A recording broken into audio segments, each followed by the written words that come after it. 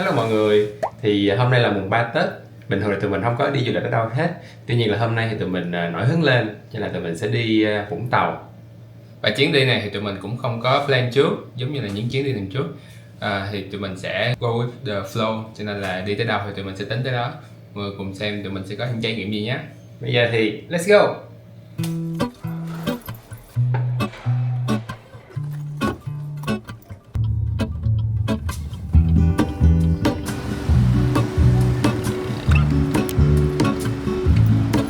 There is a life I lead in this city, hurrying to cut my teeth.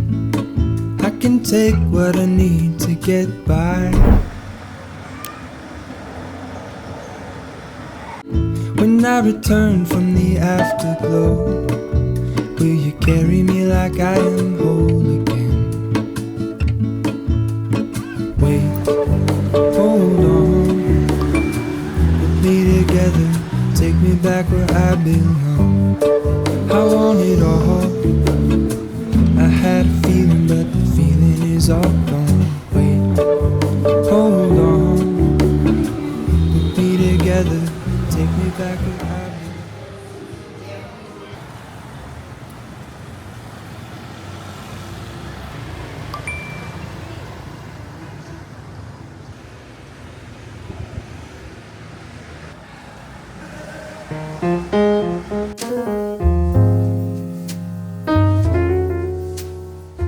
Tụi mình mới vừa check in xong, thì đây là phòng của tụi mình mọi người ơi. Cũng khá là rộng rãi.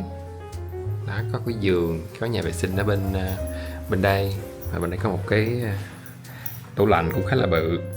Và đặc biệt nó còn có một cái ban công có view rất là đẹp mọi người. Để mình cho tụi mọi người coi. 2, 3 1 2, 3 Ta-da! Một cái ban công với lại view gọi là view tường gạch.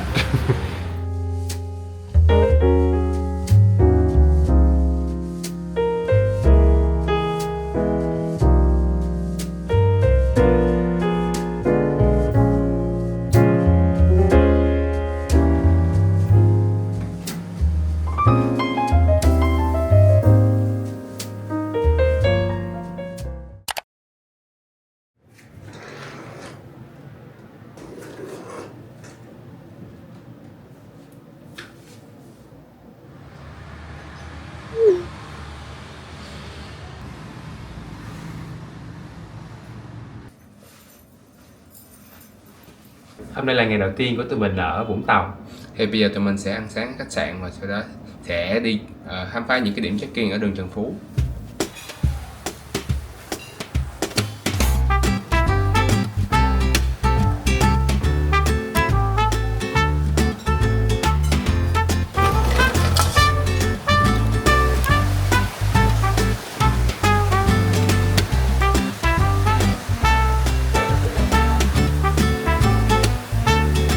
Mình đi chơi mùng 3 Tết, tức là còn ngày lễ, cho nên là nãy giờ tụi mình gọi vòng vòng để thuê xe máy, là chỗ nào cũng hết xe hết, không có đặt được xe máy. Sau tụi mình cũng có nhờ bạn tiếp tân gọi đặt xe giùm nữa, nhưng mà cũng hết xe luôn. Thì trong lúc tụi mình gọi vòng vòng thì có một chỗ là 11 giờ có xe, thì tụi mình là cũng tích đặt chỗ đó rồi. Thì hên quá, dù đó bạn tiếp tân quay lại nói là anh ơi có một chiếc xe AB, đó là tụi mình book liền chiếc đó luôn. Trời hên quá, kiếp nạn đầu tiên ở Vũng Tàu mọi người ơi, hết xe.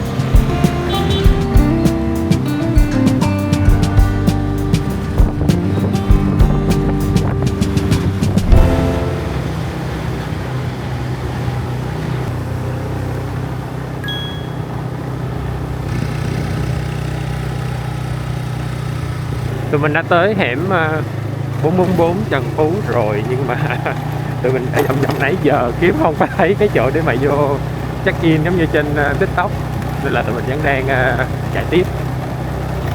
Càng đi thì cái đường nó càng nhỏ mọi người ơi, từ đường bê tông xi măng thành đường nó hơi đất mà hơi gọi là rung rung đó mọi người. Để coi tụi mình sẽ đi tới đâu.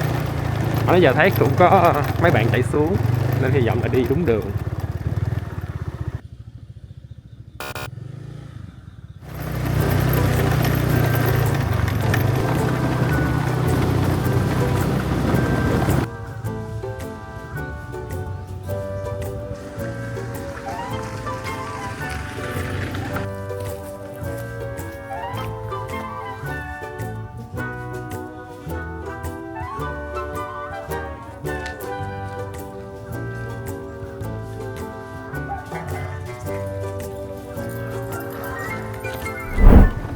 Tuy là cái chỗ check in nó không như tụi mình tưởng tượng lắm, nhưng là cũng đẹp mọi người. Kiểu lên đây mọi người sẽ ngắm được một cái view biển, view đồi núi cùng với lại cây xanh cũng ổn.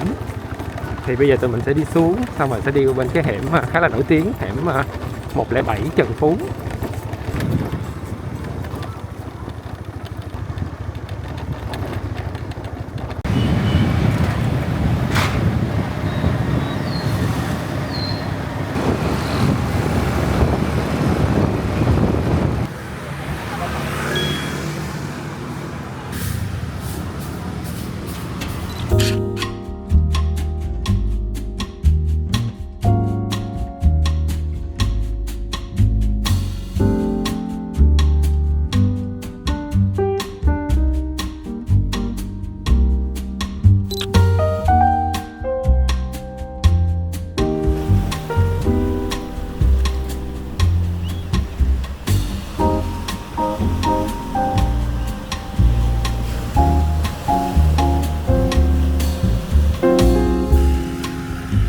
Bình thường đẹp mọi người sẽ đi cái hải đăng ở trên cái núi, mà hôm nay tụi mình sẽ đi cái hải đăng nhỏ nhỏ thôi, cái hải đăng mini này ở trên đường Trần Phú.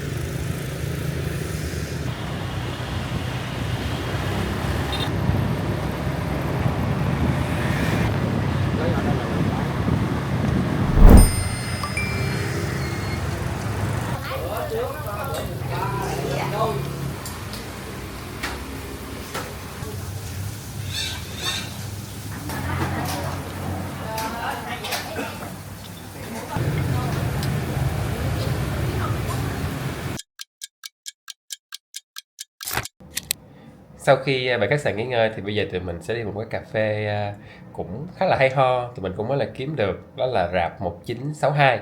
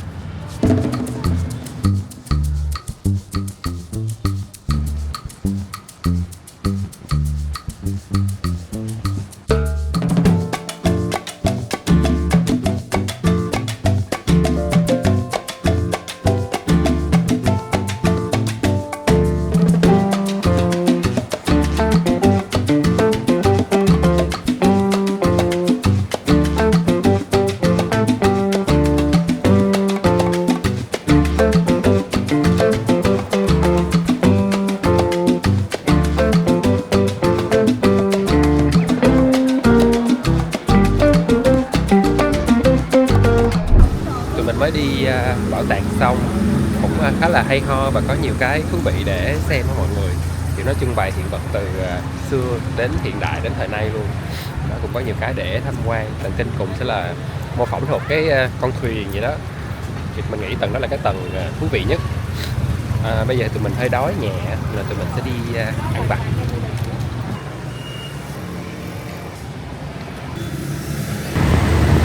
Hiện tại thì tụi mình đang ở Mũi Nghinh Phong, là một nơi đón gió ở Vũng Tàu.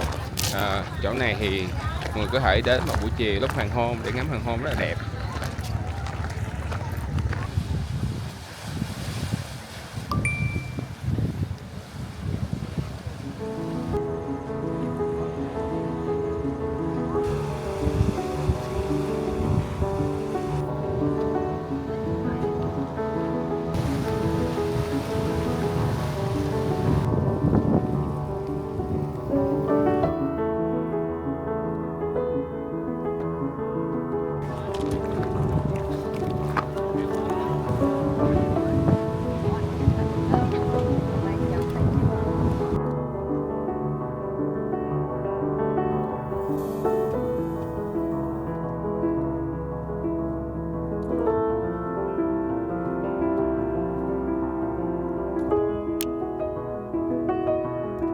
Phía xa xa này là mặt trời rồi mọi người ơi. Hồi nãy thì còn rất là quang đãng nhưng mà bây giờ thì đã rất là nhiều mây rồi, cho nên đã che mất tiêu mặt trời. Thành ra là tụi mình không có ngắm hoàng hôn được, hơi là tiếc.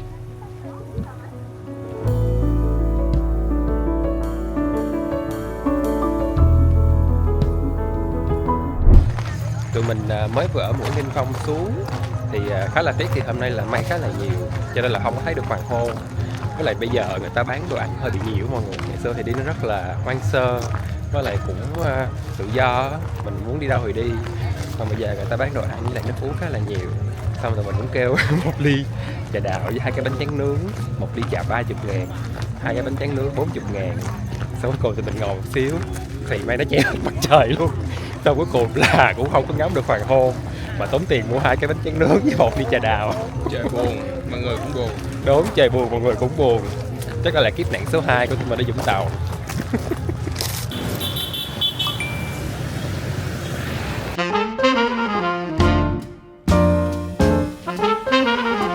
Sau khi ở Mũi Nghinh Phong về, tụi mình định là sẽ đi ăn tối, tính là sẽ đi ăn ở Ốc Bình. Theo như đúng rồi, theo như TikTok là đi ăn ở Ốc Bình. Tuy nhiên mà khi mà tới thì sao ta, khi mà tới thì hết chỗ. Xong rồi em nó kêu chờ anh đi đâu đó vòng lại sau 20 phút. Nên là tụi mình đi kiếm chỗ khác ăn. Thì tính là đi ăn lẩu cá đuối. Sau đó thì Thọ cũng ghé một cái quán ở trên TikTok. Thì tụi mình cũng chạy tới nơi. Khi mà chạy tới nơi thì cái lẩu cá đuối cũng đóng cửa luôn. Mùng mấy Tết ta, mùng 6 Tết. Đúng, mùng 6 Tết đó mới mở cửa lại.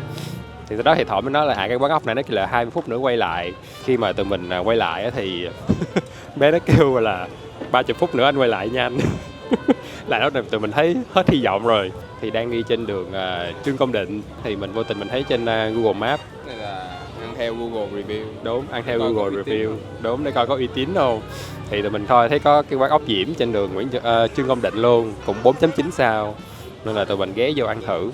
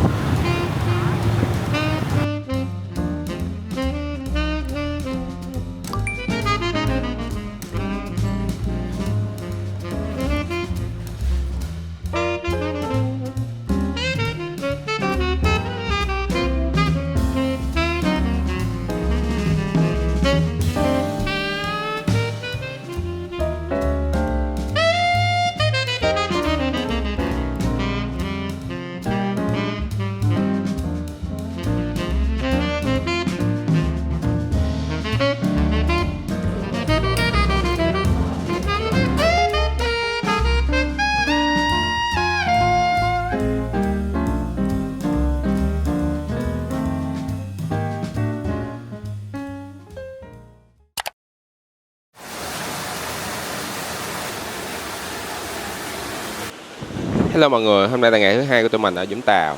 Sau khi ăn sáng ở khách sạn xong thì bây giờ tụi mình sẽ đi một cái quán cà phê, hình như cũng mới khai trương á, nó tên là Nước Muối. Đúng. Người cùng đi nhé.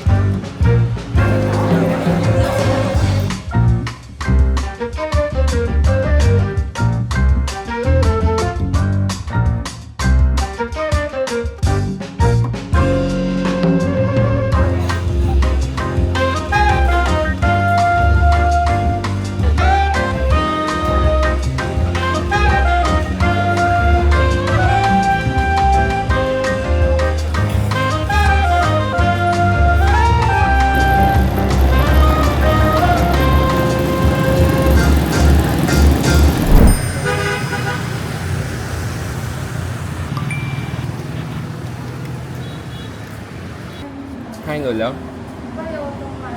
Không.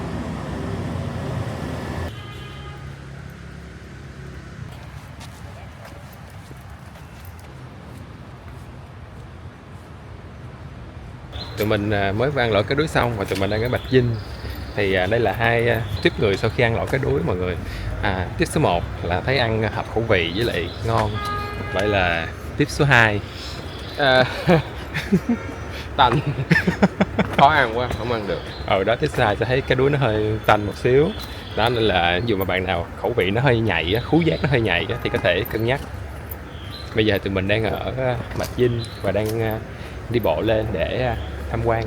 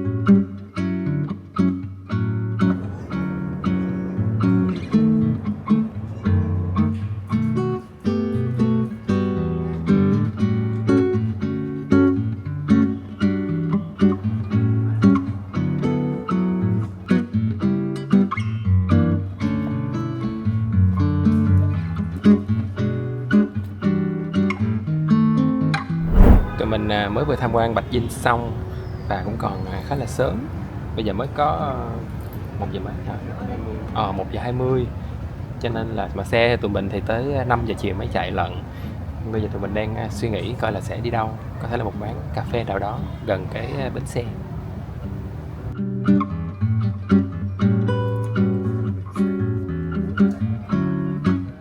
Giờ tụi mình sẽ từ Bạch Dinh về chỗ khách sạn, trả xe, xong sau đó sẽ ăn bingsu ở đây.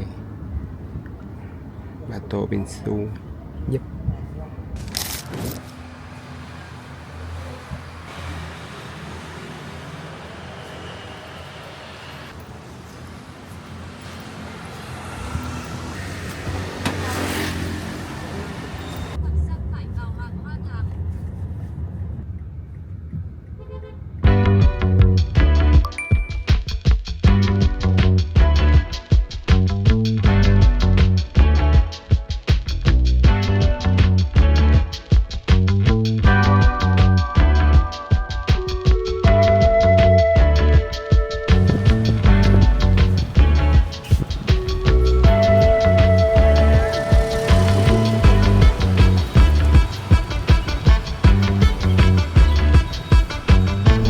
Bây giờ thì tụi mình sẽ đi qua một quán cà phê gần đó để chờ đến giờ lên xe. Quán này là tên là gì ta? Bạn trà. Bạn và trà. Bạn trà. Bạn trà. Tụi mình sẽ ngồi đây uống cà phê. Giờ là khoảng 2 giờ rưỡi. Khoảng 5 giờ sẽ tụi mình phải chạy. Tụi mình sẽ uống cà phê đây xíu.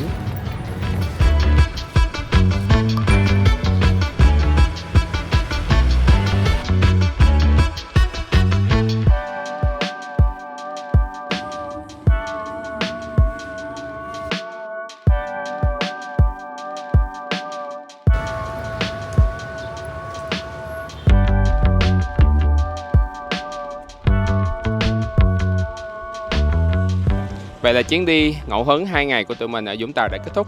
Bây giờ thì tụi mình đang chờ xe Hoa Mai để về lại Sài Gòn. Hẹn gặp mọi người ở những vlog tiếp theo nhé. Bye bye. Bye bye.